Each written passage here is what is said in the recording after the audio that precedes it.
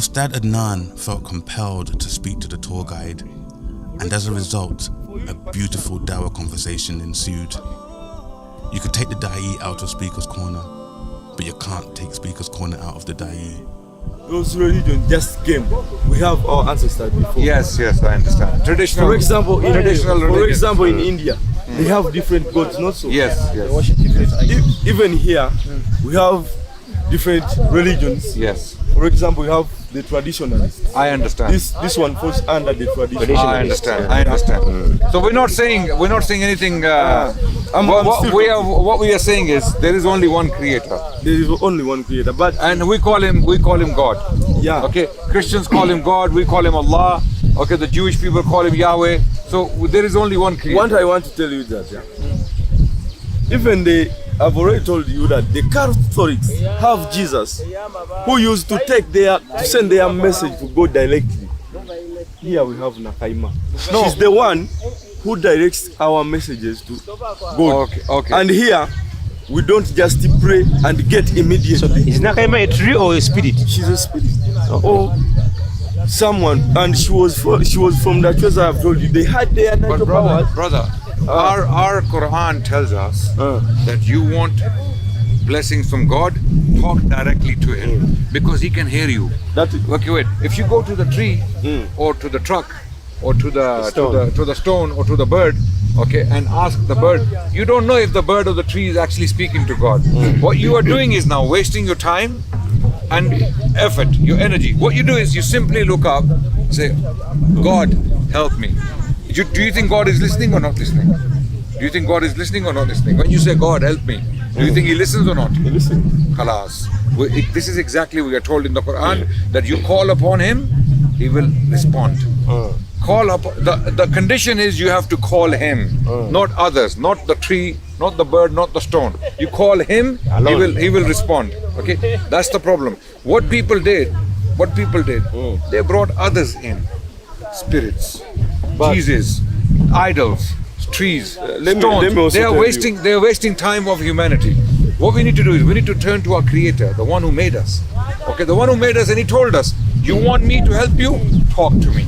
Don't talk to others. For example, you work in a company. And the boss, the chief, is very loving, very, very easy to approach. He has his door open. He's sitting in the office and he has written on the door, you want anything, come to me. Okay? Now you have read it. The door, there is a big statement on the door. You want anything, you come directly to me. Right? What you do, you read it, then you go to 5 other secretaries or clerks or administrators sitting on the side, you go to them. The boss will tell you, why the hell are you going to these people? They're going to make your life difficult. They're going to ask for bribe. They're going to ask for money. Okay, you want me to talk to the boss? Give me some money and I'll take your application to the boss. But you can see the door open, you can see the boss, right? And then you don't go to the boss. Whose fault is it? Now this is what people are doing. Instead of going to the boss, asking the boss directly, who's Allah, who's the creator, they are going to Mr. John, Mr. George, Mr. Terry, Mr. Murphy, Mr. Ram and Mr. Sham and all these different people they're going to, right? That's the issue. The issue is we need to go straight to the boss instead of using mediums, other people, other things or other objects. Okay? This is why we are lost. Sheikh, I was also telling the brother. Do you agree with this? Do you agree with this? I'm not agree, but why not? Tell me why. If the boss is telling, let me ask you that. Let me ask you. Why do you want to go to other people? I don't know much about Muslim or Islamic, but I may be knowing about Christianity. Why did God send Jesus to the people? To guide them to God. Jesus came. I'll tell you why Jesus came. Jesus came. He said, "I have been sent by God." Jesus said, it's in the Bible. Jesus said, I have been sent by God. There's nothing I can do of my own. Yet Jesus said that I'm the way to God. That means we have to pass through Jesus. No. He said that I'm the way to God. Jesus is saying, you follow me because I have been sent by God so that you can worship God. Jesus did not come, I am the way, worship me. Do you understand? What the Christians started to do, instead of following the way of Jesus, because Jesus said, I am the way, right? The way of Jesus is what? worshipping. Doing whatever he did. The way of Jesus was to worship God. The Bible says that. Jesus himself said it.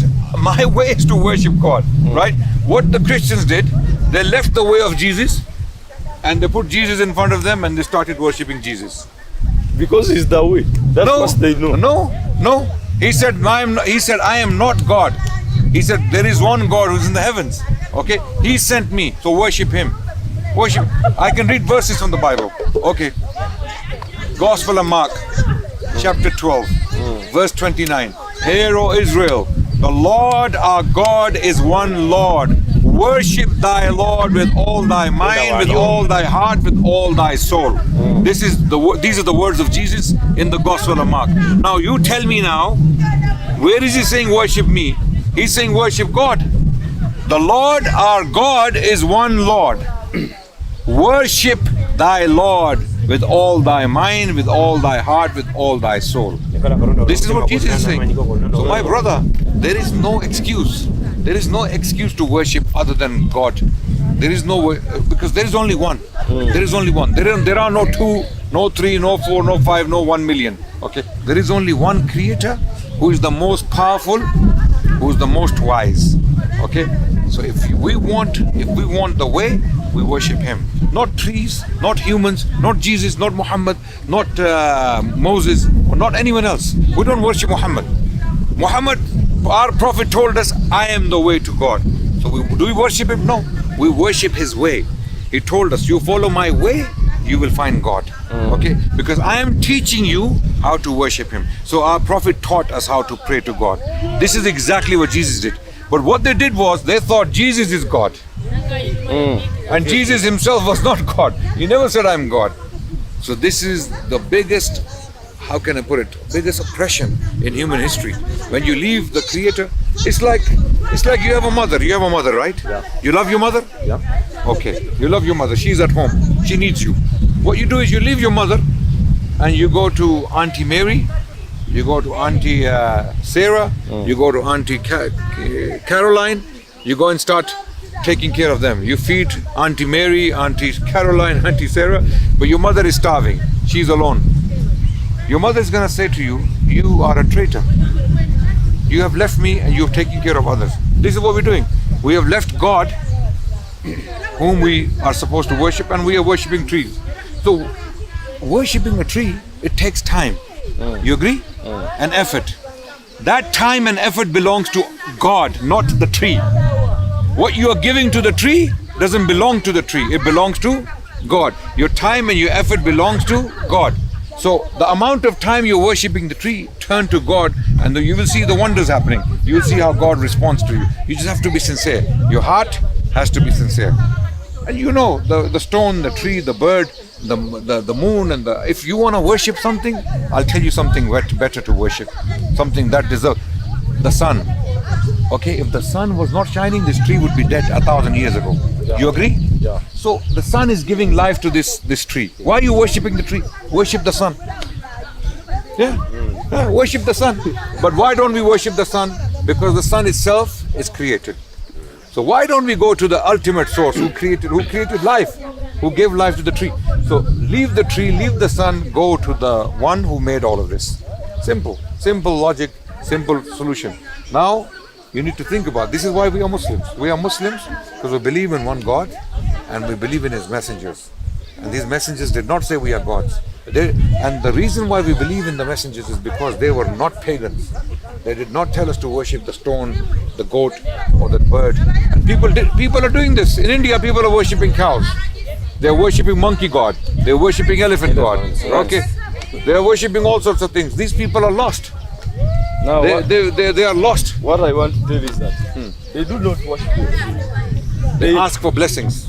For example, we in the church, we go and kneel in the church. This is the way how they could reach to that person whom I have told you, who directs them to God.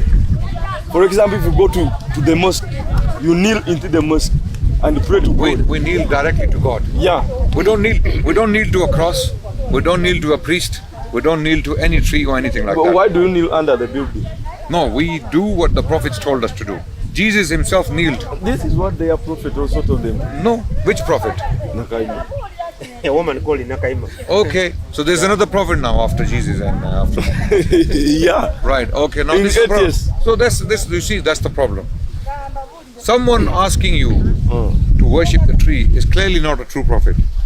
Okay, because all prophets who came, they told us to worship one God. Jesus, Moses, Muhammad, all of them are saying worship the one who created us, not the creation. So if someone comes to you and tells you now worship the creation, that's not a true prophet. That's a false prophet. That's not someone. So if I come to you next month and I say to you, now you worship that goat over there, that lamb sheep, because that sheep will give you blessings. Okay, then what's gonna happen? You're gonna worship the sheep, and I can make a story up. The sheep, it came in my dream, and it showed me gardens. It showed me all this. The sheep helped me get a better business. The sheep gave me children. This sheep gave me children. I prayed to the sheep that I had. You're gonna believe me? No. Oh, the sheep will die. We can now cut it and eat it, right? Like the tree will die. One day this tree will die. What are you going to do then? What's going to happen? You have not got me. God can never die. God. They do not worship the tree. We know that the tree will. But then you said the prophet said the spirit is in the tree. It is not in the tree, but this is where we find her. Who? Nakaima. The spirit. Yeah, this The way. spirit. So why For example, the best way of finding God, you go to the church, not so. No. We don't believe that. We find God everywhere. Everywhere, it's not in the Everywhere. Why do you gather in the church? It's a meeting place. It's This a one is also congregation. meeting place. No, but you are worshiping. Who are you worshiping here? Is the question. None of your logic can work here because the spirit. Why is the spirit important? Why is the spirit important? How do you know even the spirit exists? How do you know? No, can you talk to us now? Can you talk to the spirit? Come on, we have some questions for the spirit. Can you speak to Prophet Muhammad? You. No, we can't because he was human. He's dead. You can. Allah. Sallallahu alaihi wasallam. Our prophet we believe was human. He has done his job. He's gone. He's in earth now. He's in his grave. Okay, and he's with God. His life is unknown to us. How he is living with God is unknown to us. As far as we are concerned, he's in his grave now. Okay, we don't worship him. We don't ask him for help. We don't go to his grave and say, "Oh prophet, you give us something." No, we don't. We don't. We worship the one he told us to worship. He told us to worship God, the creator, not a spirit. Anyone coming to tell you to worship, go to the spirit and seek the spirit, and the spirit you don't even know if exists. Come on, you are intelligent. How old are you? I'm 22. 22, you are intelligent. You're not stupid. You know what I'm talking about. You know what I'm saying is true. Okay? So this is why we want you guys to understand. You will not get anything from the trees. No, never. Because this tree can become furniture. It can die. When people say that we worship spirits and other things to go to God, the Quran says those who do this, indeed sincere devotion is due only to Allah, the Creator. As for those who take others lords besides Him, saying, we worship them only so that may bring us closer to Allah, intermediaries. When you go to someone below to take you to higher person, surely Allah will judge between all regarding what they differed about. Allah certainly does not guide whoever persists in lying and disbelief. So he's saying these people are liars and disbelievers because they don't want to worship Allah. They find other excuses to worship other things. Okay. And they always give reasons. When you go to people like this, they always give reasons. They say, we are doing this because we want to get to the ultimate authority. But what Allah is saying, what God is saying, that if they wanted Allah, they would come directly to me. They don't want Allah. They're going to other people. Right? So this is something very important for you to remember, my brother. Life is short. Okay? Don't waste it. The message was delivered and it was left with him to ponder over it. Sadly, some Muslims find it hard to leave their old customs behind. He saw them sitting here earlier and he realized that they're Muslims because they're wearing hats and hijab and everything. So he came and asked them, why are you sitting here? What are you doing? And and they told him that they came to visit the tree, and he started explaining that this place is not for a Muslim. We have Allah, we worship Allah, not trees and objects. You know, Alhamdulillah, clearly he's explaining to them right now that they shouldn't be here. I'm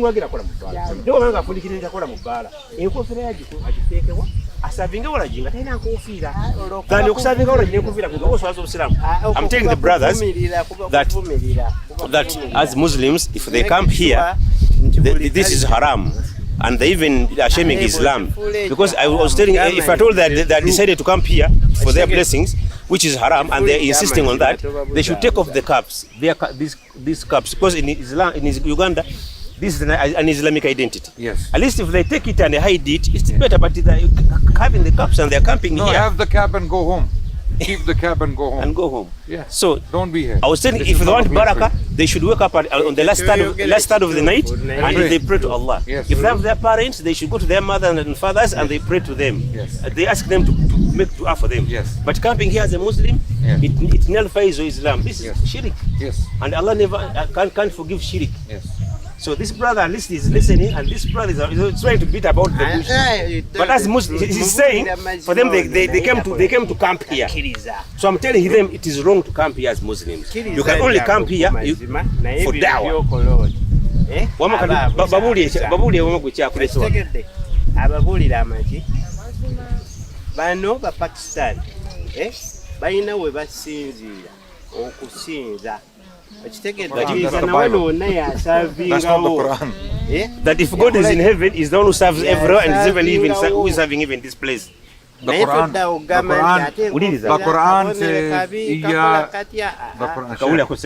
says Iyyaka na'budu wa iyyaka nasta'in. Yes. Iyyaka na'budu, that you alone we worship. Only Allah. Tell him. Only Allah. Only Allah. Okay. Now, Iyyaka nasta'in. You alone we ask for help. Not tree. Not tree. Allah go with No, that is the Quran. The Quran. In your country, what do you worship? In your culture? Allah alone. Allah alone. Don't you have spiritual, tribal, shirk, traditional shirk in your country? Anyone. Let me explain something to you. Pakistan, Uganda, Sudan, Iraq, America, Britain, London, anyone, anywhere. Okay, worshipping. Wait. Worshipping or asking for help from anyone else other than Allah is a mushrik. Are we going? Yeah. Yeah, class.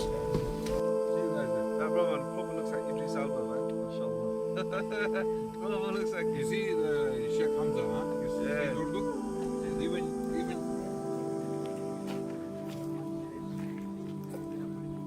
Imagine, this village was once barren with disbelief, but now it has blossomed with the fruits of Islam. Entire families have left their old beliefs behind.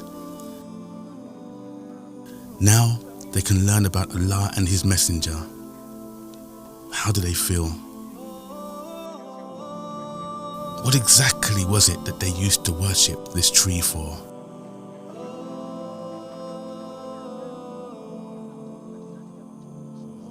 I went to the tree because I desperately wanted a child. This was after trying to get pregnant for a long time. We worshipped the tree by sacrificing different items like a goat, chicken, eggs, and millet. The tree is now nothing to me. It's ordinary, just like any other tree. It's only Allah who is sufficient for me. I used to think that the tree could give me wealth, but I've come to realize when I work with my own hands and I pray to Allah, He can bless me with wealth. The IERA team advised me on how to sleep, which is based on the sunnah of our beloved Prophet Muhammad sallallahu alaihi wasallam, and this has helped me battle the shaitan and expel all those terrible dreams that I had. I've also been improving so much more spiritually, much more than before. Every time I used to worship the tree, fear would escalate deep within my heart. However, now with the abandonment of worshipping this tree, I feel more peaceful and tranquil. I feel satisfied to have become a Muslim.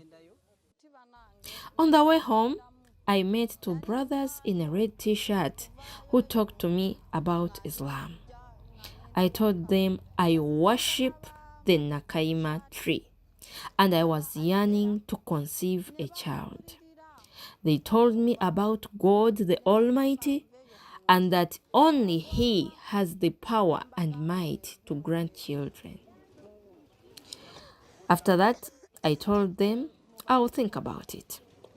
When I reached home, I reflected upon the activities we performed for the tree god and compared that to what the brothers in the red t-shirts told me.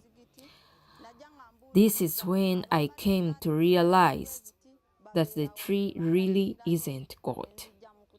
All the misconceptions I've had about this tree because of what my parents used to tell me about its healing factors have been cleared up.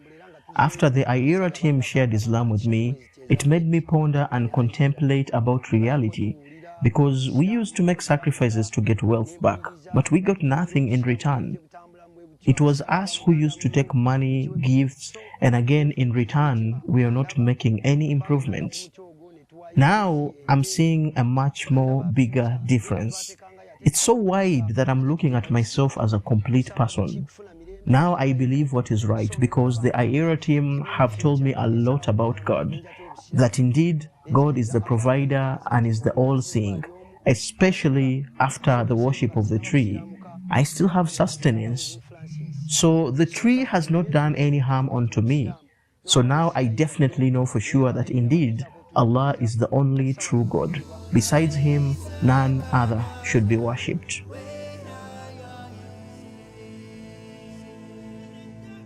Africa is lush, fertile ground for dawah. People here are hungry for Islam. Our mission will continue with the help of Allah. Join us next time when something amazing happened when this new Muslim called the Adhan. Allahu Akbar, Allahu Akbar.